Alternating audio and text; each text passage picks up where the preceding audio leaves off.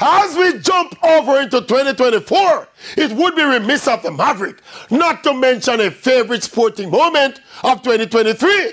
Of course, there were many, but of those other many, we shall not mention any but the final of the 400 meters at the World Championships in Budapest, Hungary.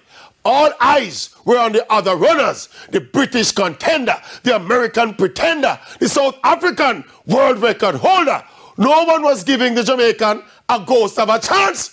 But look at the super talented Antonio Watson coming off the pace, executing with poise and precision as he's known and prone to do. He timed his late run perfectly to beat back the field and become world 400 meters champion at the then age of 21.